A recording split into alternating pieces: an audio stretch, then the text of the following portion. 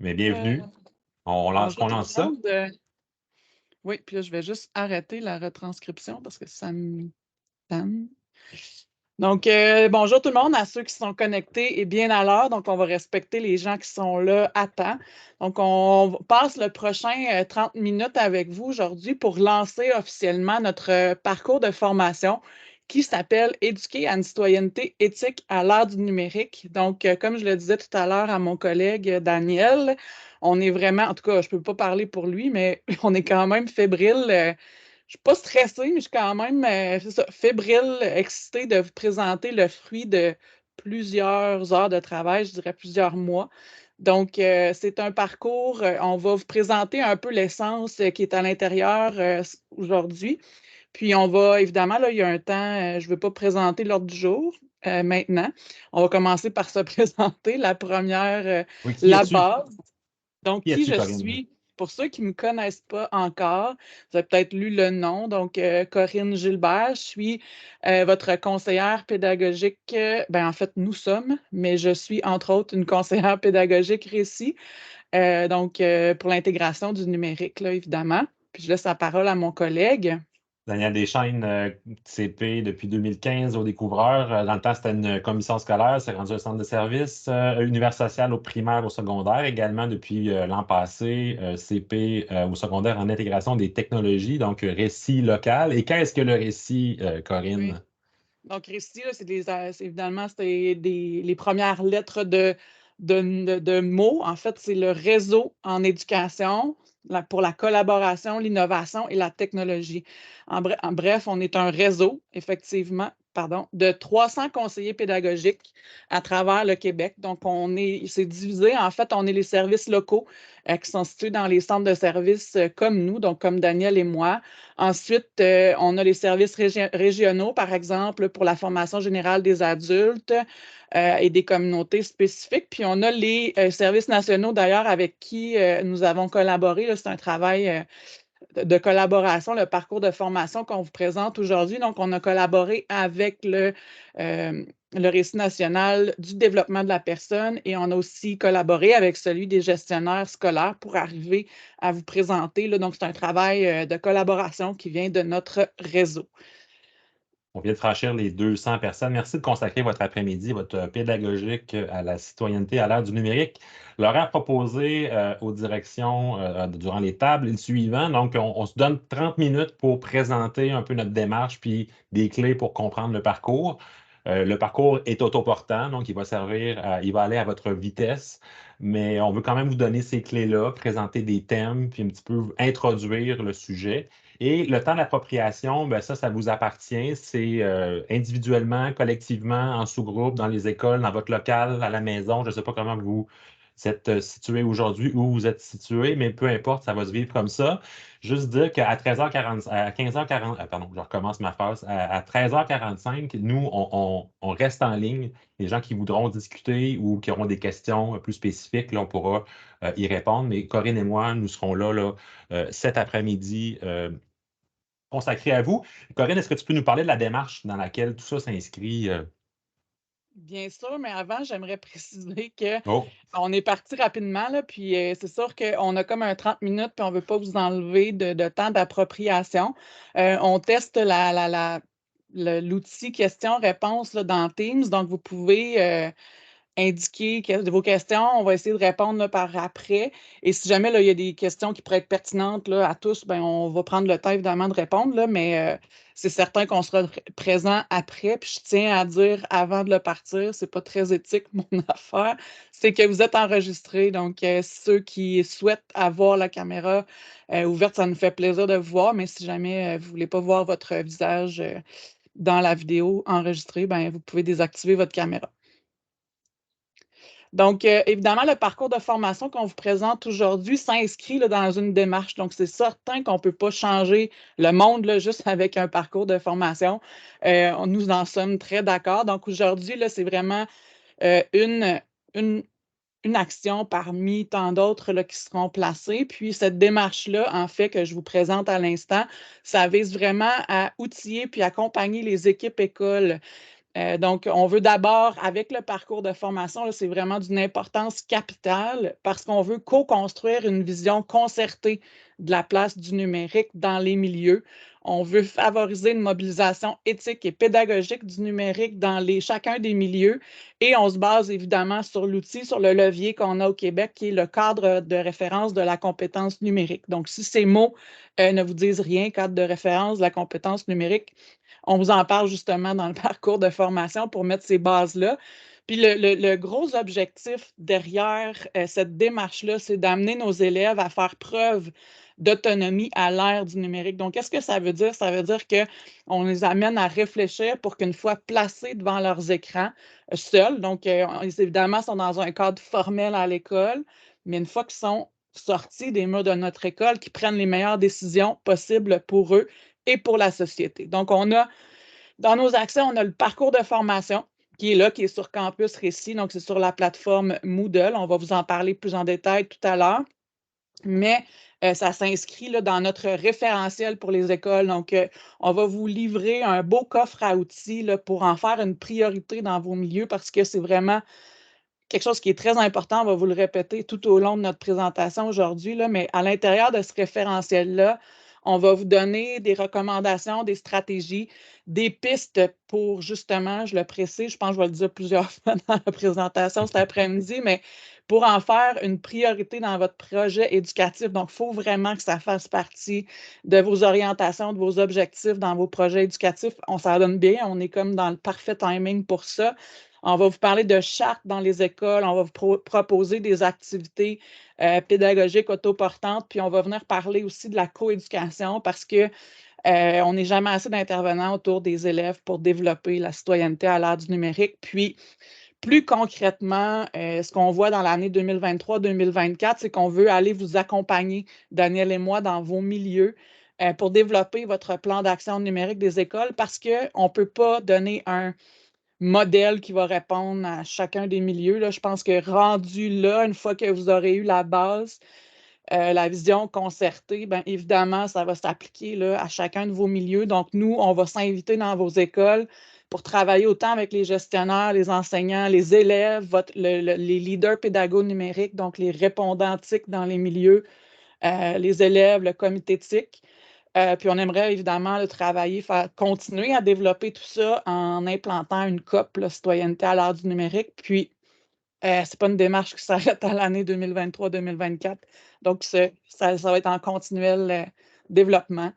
Donc, c'est vraiment ça l'objectif. On sait qu'on ne peut pas changer le monde avec un parcours de formation, mais c'est la base. Donc, c'est vraiment important. Et merci Corinne. Puis peut-être préciser que cette démarche-là que Corinne vient de vous présenter, elle n'est pas sortie de nulle part. On ne s'est pas levé un beau matin et on s'est dit, tiens, on va faire un parcours de formation. En fait, ça s'inscrit dans une démarche qui est celle du plan, c'est du PEVR. Donc, c'est un PEVR. D'accord, c'est un. Hey, mon Dieu, j'ai comme un blanc. C'est le plan d'action vers la réussite. D'engagement vers la réussite. Le plan d'engagement, merci, c'est comme un blanc. Le plan d'engagement vers la réussite, donc de 2018 à 2023.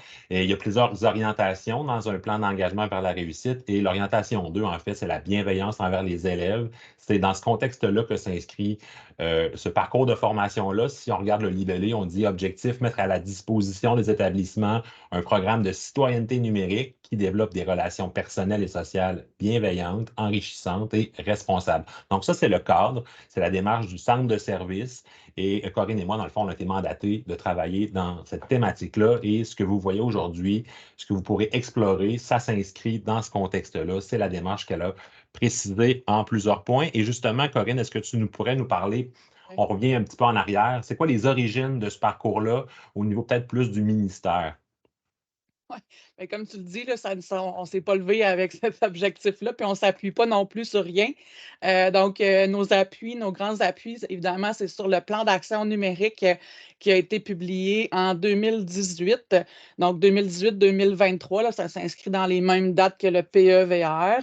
Il se finit cette année, vous êtes d'accord, mais on s'entend qu'il va y avoir autre chose, donc qui va sortir en même temps, les nouvelles orientations en même temps que les orientations ministérielles.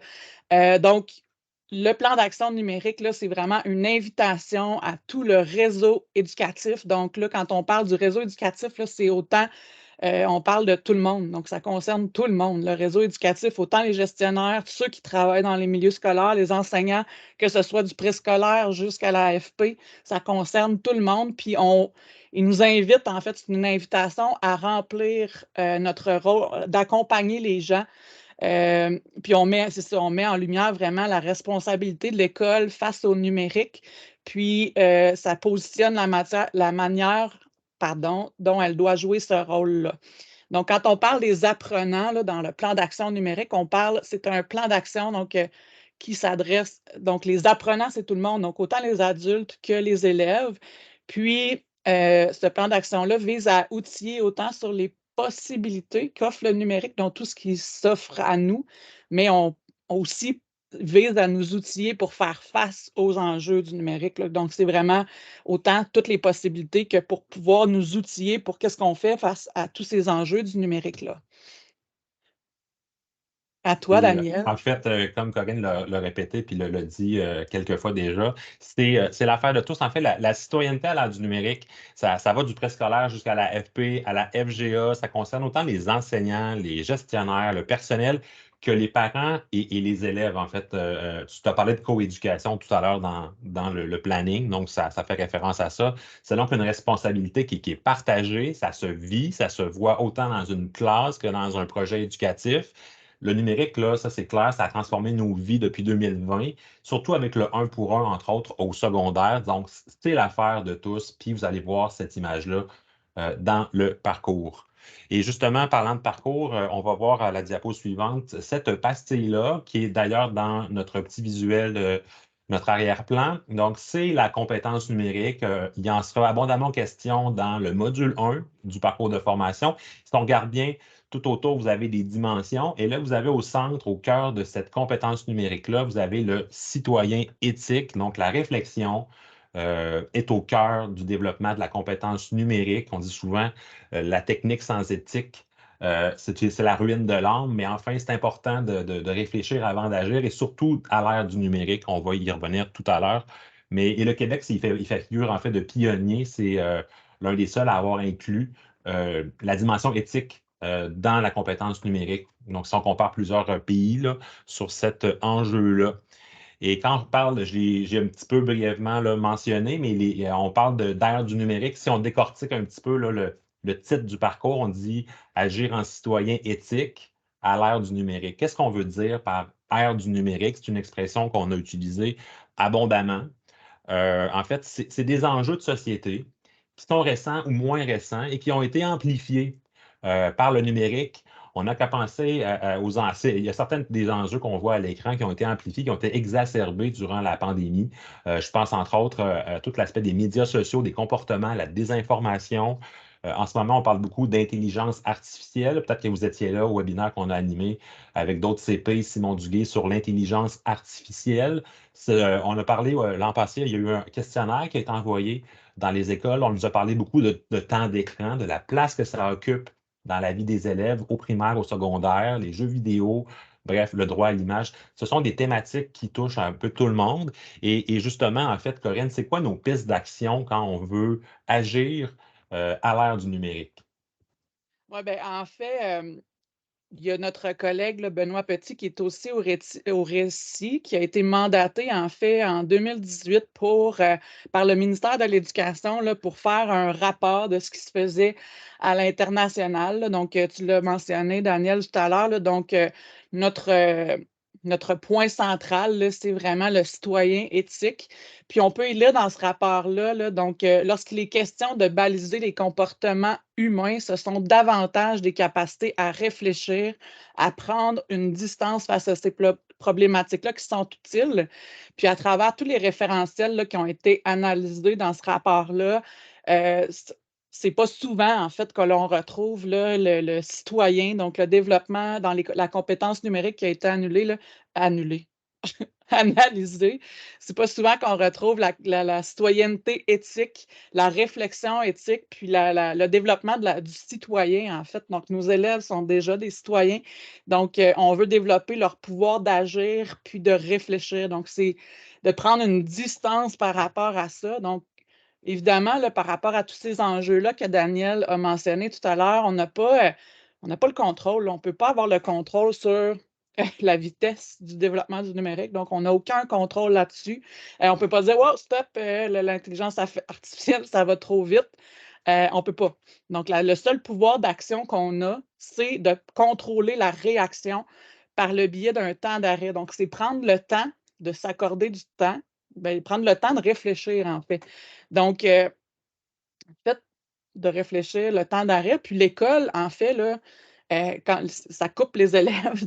Donc, ils arrivent, c'est un méchant bon temps, c'est une occasion de temps d'arrêt pour réfléchir avec nos élèves, de réfléchir dans l'école, mais aussi de réfléchir, un temps de réflexion et de positionnement en tant qu'équipe, aussi en tant qu'organisation. Donc, en ce moment aussi, à la rédaction du PEVR, c'est un temps d'arrêt.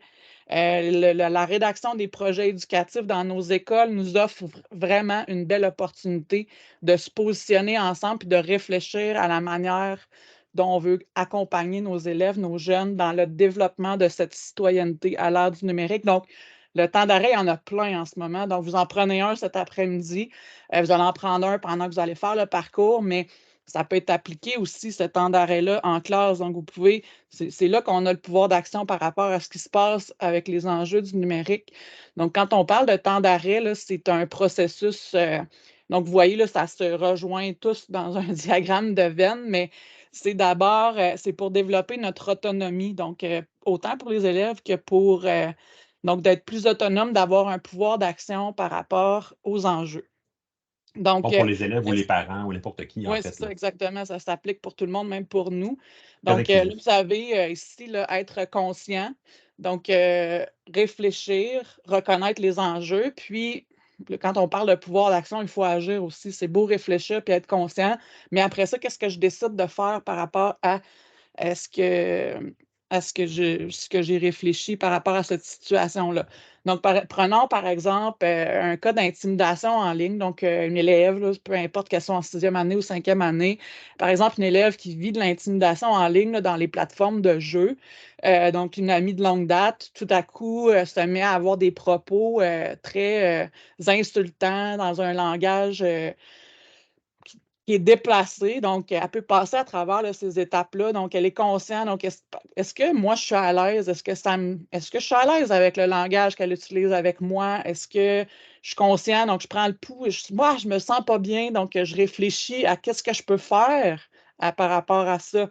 Donc, qu'est-ce que je pourrais faire dans cette situation-là? Donc, peut-être que je pourrais aller en discuter avec mes parents. Donc, ça pourrait être déjà une belle piste d'action. Donc, d'amener l'élève à dire, bon, je ne suis pas bien, je ne reste pas là, donc je ne reste pas dans cette situation-là.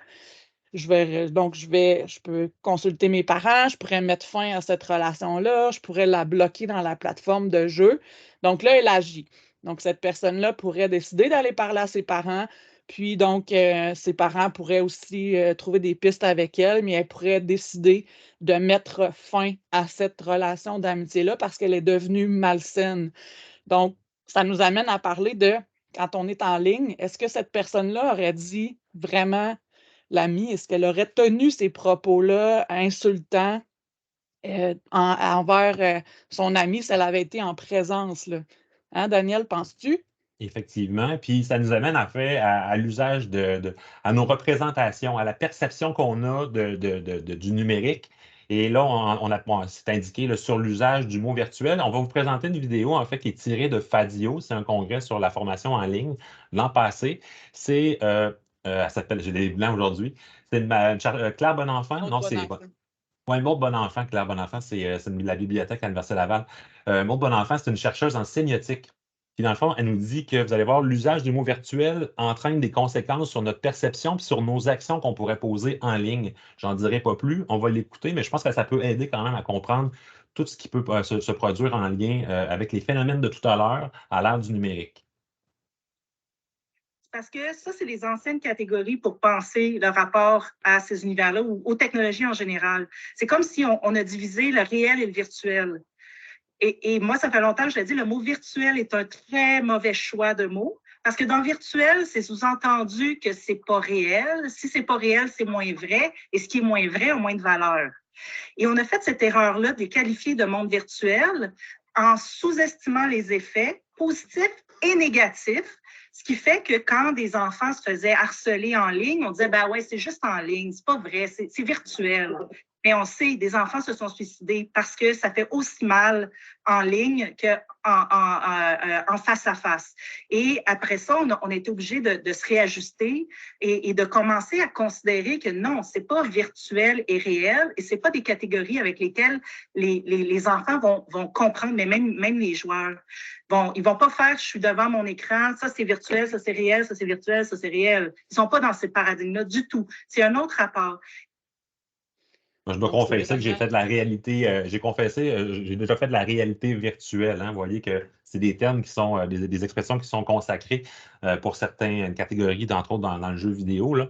Ce qui nous amène en fait, tu voulais parler, Corinne? Ou, En fait, je voulais juste dire que oui, dans le cas que j'ai dit tout à l'heure, oui.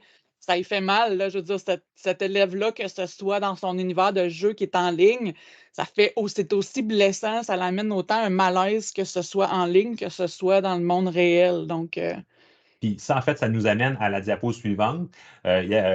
C'est un parcours, dans le fond, qui vise à développer la citoyenneté à l'ère du numérique. Avant, on parlait plus de citoyenneté numérique. Donc, il n'y a pas deux citoyens en vous. Là. Vous êtes la même personne en ligne. Vous êtes on n'est pas deux personnes. Je veux dire, on est en ligne, on est soi-même. Donc, c'est un peu cette idée-là. On ne peut pas en fait faire une dichotomie entre la vie en ligne et la vie à l'extérieur en présence. C'est pas ça la vraie vie. Si on écoute en fait ce que la dame, Madame Bonenfant disait. Donc, c'est un peu d'où la posture de citoyenneté à l'ère du numérique. C'est pour accroître son pouvoir d'action face aux enjeux là, individuels puis collectifs. Donc, ça, c'est le positionnement, c'est l'approche pédagogique qui est proposée dans le parcours. Puis on va la détailler dans le module 2. Donc, il y a 2 modules dans le parcours de formation. Ce qui nous amène, Corinne, à des clés. je tiens bon là, de préciser parce que là, je sais que vous nous avez vu venir avec notre parcours de formation. Bon, le développement de la citoyenneté à l'ère du numérique, une autre chose qu'on doit ajouter en couche par-dessus ce qu'on fait déjà. Mais moi, je tiens à préciser que le développement, ce qui est vraiment essentiel aujourd'hui de retenir, puis ce qu'on essaie de donner aussi dans notre parcours de formation, on ne vous arrive pas avec une programmation, mais vous devez faire ça, vous devez faire ça. Vous devez faire ça avec ce que vous faites déjà. En fait, là, c'est que ça doit se vivre dans la classe. Donc, c'est vraiment essentiel. Ce n'est pas du travail supplémentaire. Puis c'est dans les actions, dans la posture qu'on adopte à tous les jours, dans la discussion qu'on peut avoir avec nos élèves. Donc, ces enjeux-là, puis je tiens à préciser aussi que ce n'est pas l'affaire d'un enseignant dans l'école aussi qui est responsable de développer la citoyenneté à l'ère du numérique. Là, c'est vraiment des enjeux qui peuvent être abordés, les enjeux du numérique, autant en français, en univers social, en ECR, en anglais. Donc, bref, je nommerai pas toutes les matières du PFEQ, mais bref, peu importe la discipline qu'on enseigne, il faut que ça fasse partie de ce qu'on enseigne. Donc, ça peut être autant dans nos actions de tous les jours. Donc, ce n'est pas une activité nécessairement qu'on vit. C'est dans des petites choses, là. C'est dans la posture. Puis aussi, par exemple, si on fait. Donc, évidemment, vous faites de la lecture dans votre classe. Là. Je ne voudrais pas dire si vous faites de la lecture, mais ça peut être tout simplement de remplacer un album jeunesse par un album qui aborde un enjeu de la citoyenneté à l'ère du numérique. Donc, d'ailleurs, j'en ai parlé là, cette semaine dans le webinaire que j'ai fait. Donc, j'ai présenté différents albums que vous pouvez faire, donc la lecture interactive avec vos élèves pour aborder des enjeux, puis ça peut amener des discussions, amener les élèves à réfléchir par rapport à ces enjeux-là. Donc, c'est simplement de remplacer un album que vous faites déjà par un album qui aborde un enjeu, une lecture par rapport à ces enjeux-là. Donc, bref, aussi de s'intéresser à ce que les élèves font.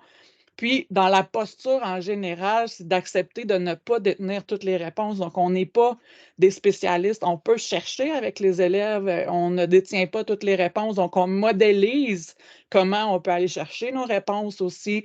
On veut développer une culture du numérique. Puis ça passe par en mettre une priorité dans nos écoles. Donc, développer la culture du numérique dans nos milieux. D'en parler, évidemment, pas faire quelque chose pas faire seulement comme si c'était quelque chose de mal, donc le numérique. Donc, c'est de développer une culture du numérique, puis d'inviter aussi les élèves à la table, c'est-à-dire de autant considérer, par exemple, je donne souvent dire l'exemple de demander-leur ce qu'ils font.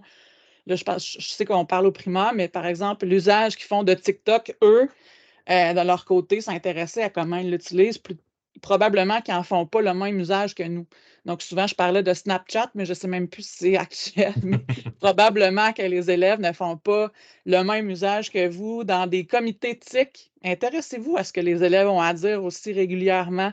Je pense que ça peut être une bonne façon de les entendre, de développer la charte avec eux. Souvent, ils sont plus sévères que nous, on peut l'être. Donc, pour installer parce que quand on parle de le développement le développement de la citoyenneté à l'ère du numérique, de développer l'autonomie, ça ne veut pas dire qu'il n'y a pas besoin d'avoir un cadre non plus pour encadrer l'utilisation du numérique dans notre école. Donc, inviter les élèves à la table pour développer cette charte-là avec les élèves aussi.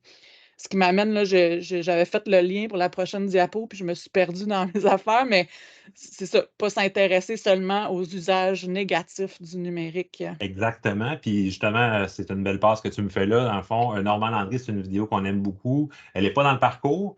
Des fois, on porte notre attention davantage sur le négatif. Rappelez-vous là, les enjeux à l'ère du numérique. Là. Peut-être que c'est le négatif qui attire notre attention, mais il y a tout l'aspect créativité aussi qui va être suscité avec le numérique. Puis on écoute à ce sujet-là Normand Landry sur la posture on peut avoir dans notre perception de l'usage du numérique en salle de classe. Depuis les fondements de l'éducation média, il y a un certain nombre de paniques morales qui sont récurrentes sur les usages des jeunes des nouvelles technologies. On a eu pendant près de 30 ans des discours sur le fait que les écrans rendaient les jeunes apathiques, non politiques, désengagés. C'était lié à la sédentarité, en fait, puis à des problèmes de socialisation, notamment à des enjeux associés à la violence, mais aussi à des comportements antisociaux.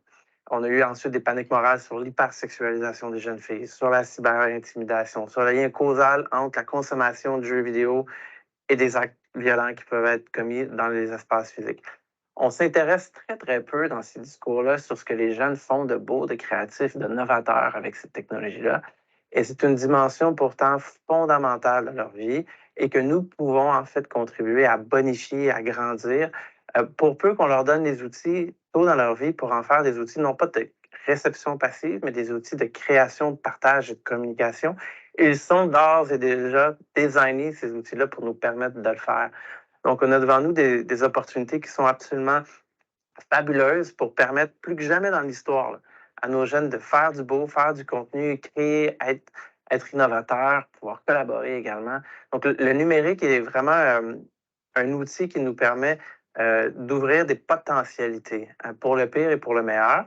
On s'est concentré très longtemps sur le pire et on a oublié un peu de regarder ce qu'on peut faire pour nourrir le meilleur. Donc, pour moi, on a une occasion à saisir au Québec très, très, très claire de nourrir des aspects positifs et créatifs de ce que les jeunes font avec la technologie.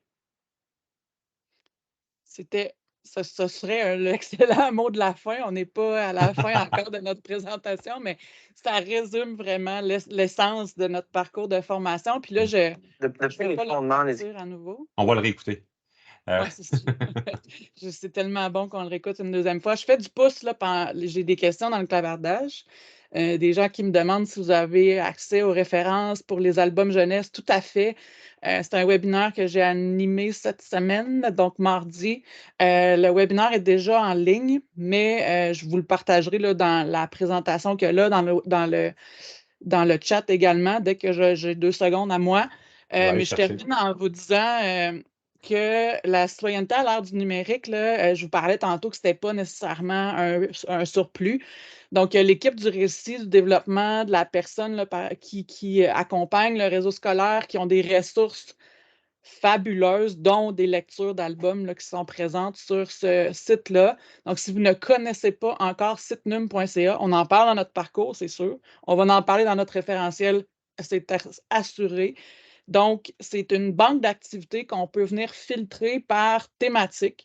Donc, ils sont là par les enjeux, en fait, du numérique. Là, on voit la désinformation, l'anxiété, les émotions, l'intelligence artificielle, les jeux vidéo. Le public cible, puis là, je tiens à préciser qu'on a parlé, on le redit, puis je tiens bon de le redire, que c'est vraiment l'affaire de tous, la citoyenneté à l'ère du numérique. Donc, il faut que ça se développe dès le préscolaire. Donc, il faut commencer à parler de ça dès le préscolaire parce que déjà là, quand on prend des photos d'eux, les jeunes ont le droit à l'image. Donc, il y a des activités des activités pédagogiques sur cette plateforme et on en parle d'ailleurs dans notre parcours de formation aussi des activités qui peuvent être vécues au préscolaire. Donc, on filtre par thématique, on filtre par public cible. Est-ce qu'on veut une activité? Est-ce qu'on veut parler d'un dossier thématique sur un sujet? C'est riche, là, c'est vraiment incroyable. Donc, ça, c'est une belle banque pour vous d'abord.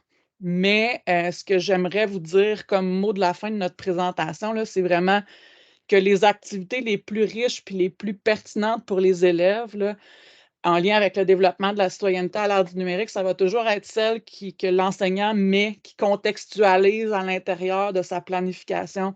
Donc, puis, qui est le mieux placé en ce moment pour, quand il est question d'apprentissage de vos élèves? Donc, vous êtes les mieux placés. Donc, oui, il y a des ressources qui existent, mais quand c'est contextualisé, c'est encore mieux.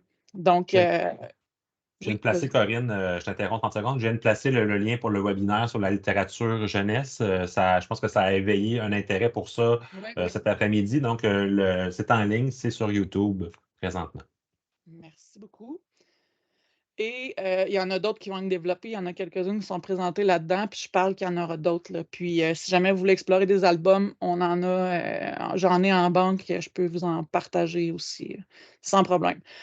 On est rendu au temps d'appropriation, mais avant de vous lancer, on va avoir peut-être un 3 minutes, 4 minutes de délai là, sur notre horaire, mais bon, c'est quand même pas si grave que ça. Vous allez nous le pardonner, j'imagine.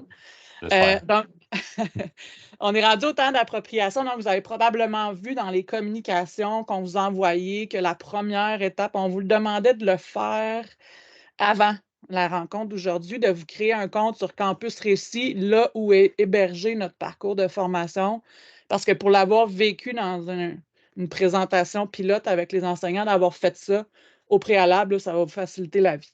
Si jamais vous ne l'avez pas fait, j'ai mis le tutoriel là, vous pourrez le faire tout à l'heure. C'est pas compliqué, là, c'est juste de se connecter avec Google, Microsoft.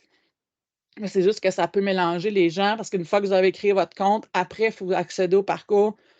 Puis ça a venu mettre un petit peu de confusion là, au niveau des enseignants. Donc, ici, là, ce qui est important de faire, c'est que quand on se connecte, pour s'inscrire automatiquement, pour vous faciliter la vie, mais n'oubliez pas qu'on sera là pour vous aider, c'est d'indiquer que vous faites partie de l'organisation du CSS des découvreurs.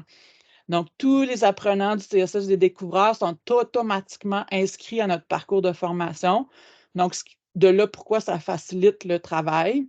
Mais si vous n'avez pas créé votre compte, là, vous pouvez le faire, puis indiquer votre école. Donc, c'est la première étape. Puis ensuite, vous devez accepter là, les termes, donc les politiques d'utilisation.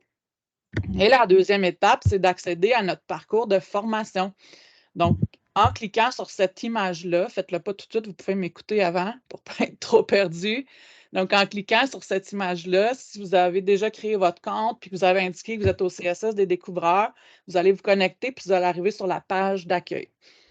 Donc, si jamais vous n'avez pas indiqué que vous êtes au CSS des découvreurs, ça n'est pas très grave parce que vous pouvez aussi utiliser la clé d'inscription SITNUM CSSDD. Donc, on vous demande une clé en majuscule, s'il vous plaît. Et là, vous allez aussi avoir accès au parcours de formation. Avant de faire ça, il faut avoir le compte, évidemment.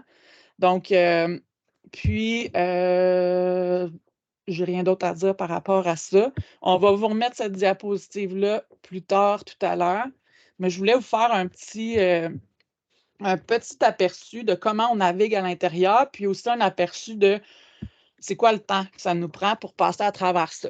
Donc, aujourd'hui, normalement, on a un temps d'appropriation d'1 heure et demie, ce qui fait que vous devriez être en mesure de passer à travers le contenu du module 1, qui est la base. On ne peut pas passer au module 2 sans avoir fait le module 1. Peut-être que vous connaissez déjà la compétence numérique, mais je pense que à la limite, vous le faites en moins de temps, mais c'est essentiel de faire le module 1 avant le module 2. Puis, on y parle là, de la compétence numérique de ses dimensions, puis on vient insister sur le pourquoi du agir en citoyen éthique au cœur. Puis, le cœur de notre, je fais le lien, mais le cœur de notre C'est beau, parcours beau de lien. formation, c'est le module 2, là où on parle de comment ça se vit dans l'école, donc la posture à adopter, des stratégies pédagogiques. Puis là, j'insiste sur ce que j'ai dit tout à l'heure. L'essentiel de notre parcours, c'est de ne pas ajouter une couche, là. Donc, c'est vraiment dans cette essence-là qu'on a développé le parcours. C'est comment, dès demain, je peux faire une différence dans le développement de la citoyenneté à l'ère du numérique avec mes élèves sans avoir à passer 30 heures de préparation pour travailler avec mes élèves. Donc, celui-là, c'est de 2 à 3 heures. Donc, on avait parlé là, aux directions comme quoi c'est important de prévoir un autre moment pour aborder ce module, ce deuxième module-là. Donc, planifier un autre moment dans une journée pédagogique pour le faire. Peut-être qu'il y en a qui se rendront au module 2 aujourd'hui. On l'a vu dans notre expérimentation que des gens avaient eu le temps de se rendre dans le module 2. Mais il faut se rendre jusqu'à la fin, évidemment. C'est ça c'est pour ça qu'on l'a développé. Si vous rendez, il va vous manquer quelque chose si vous n'arrivez pas à la fin. Et là, je vais naviguer un peu pour vous montrer comment là, à l'intérieur, mais on a créé un journal de bord pour pouvoir, c'est vraiment un outil pour vous. Là, si vous le voulez, vous le voulez. Si vous ne le voulez pas, vous ne le prenez pas. Mais c'est des choses, des fois, on a une citation intéressante. J'ai aimé ça, ce passage-là. Je veux retenir ça. J'ai aimé cette vidéo-là. Donc ça, vous pouvez prendre des traces, en fait, de votre parcours de formation. Puis au terme de chacun des modules, il y a un badge qui va être associé au parcours de formation. Donc, dans le premier module, c'est le badge découverte qui reconnaît là, entre 1 heure, 1 heure et demie de développement professionnel.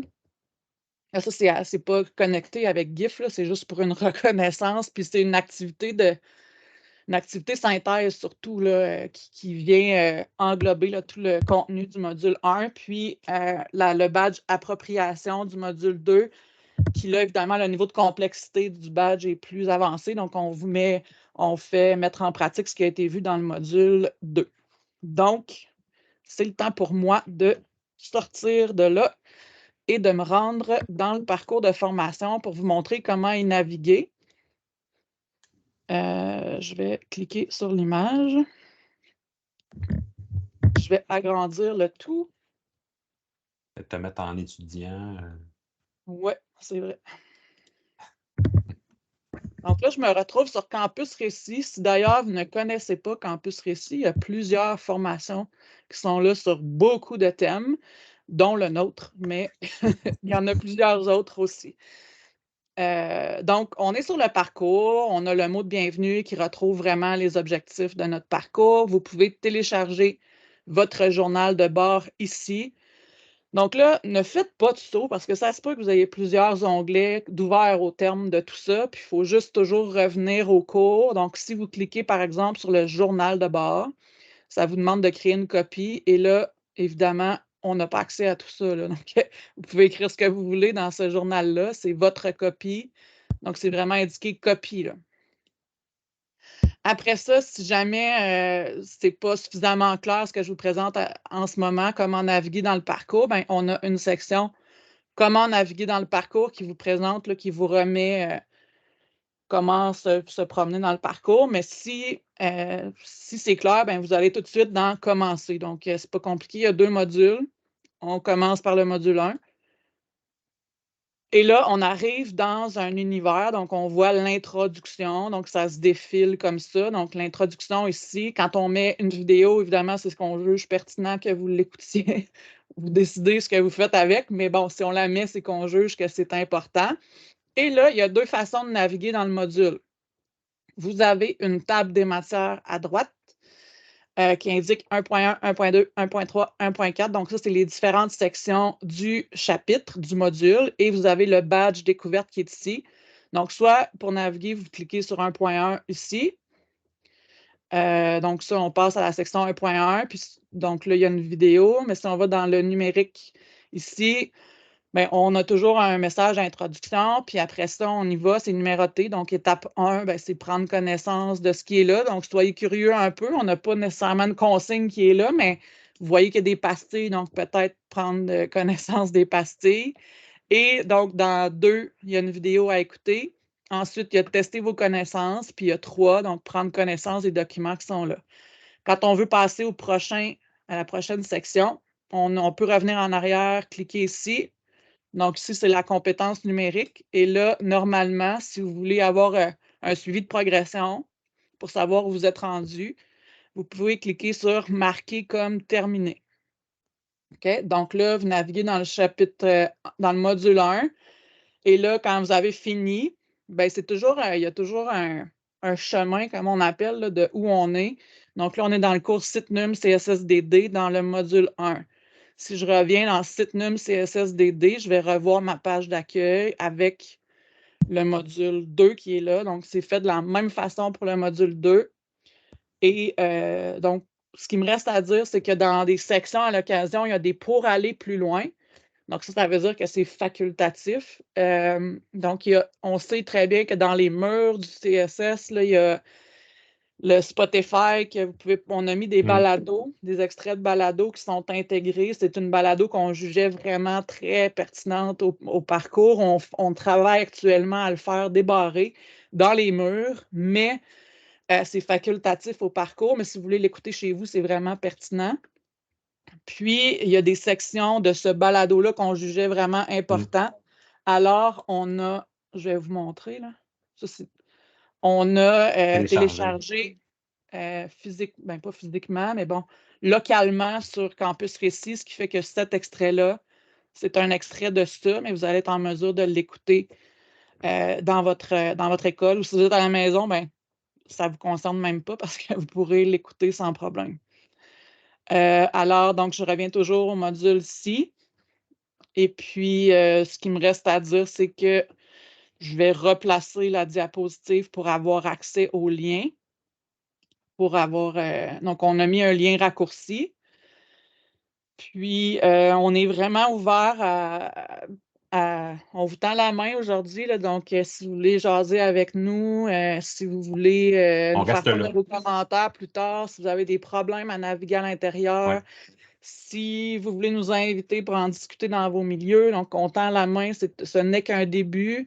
Et comme on vous a dit, là, on veut vraiment travailler avec vous l'an prochain dans chacun de vos milieux. Puis,